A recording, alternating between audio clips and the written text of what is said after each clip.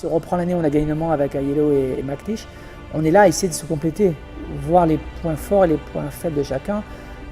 Assez rapidement, j'avais une très bonne vision de nuit, j'étais toujours un petit peu plus vite de nuit que mes coéquipiers. Mais je me suis axé moi à régler les phares, je me suis axé à préparer la voiture le mieux possible pour la nuit, en sachant que j'allais rouler un petit peu plus de nuit.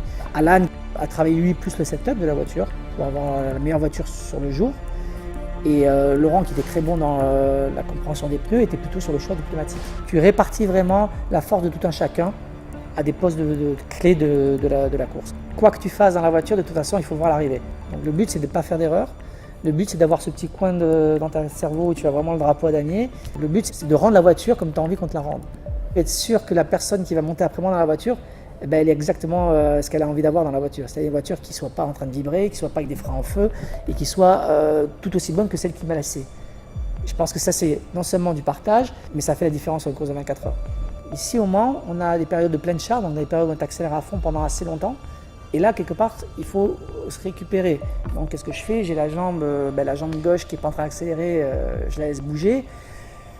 Je relâche un peu les mains de façon à ce que tout le corps soit un petit peu détendu dans ces longues lignes droites, et en étant concentré sur le regard, les rétroviseurs, ainsi de suite. Mais tu as quand même des périodes de repos assez longues dans les lignes droites. Ça, c'est la particularité du Mans. Après, quand tu es dans la voiture longtemps, tu peux perdre du poids, tu peux te fatiguer. Donc c'est là où le côté, dans un team comme Audi, où le côté staff médical est important. On sort de la voiture, de suite on nous pèse, on sait combien on a perdu, en général c'est entre 1 et 2 kilos. On sait ce qu'on doit manger et boire pour récupérer, on sait notre niveau d'hydratation, et puis après on va se faire masser de suite, de façon à pouvoir bien libérer les muscles et remonter le plus frais possible dans la voiture 2 heures, 3 heures ou 5 heures après.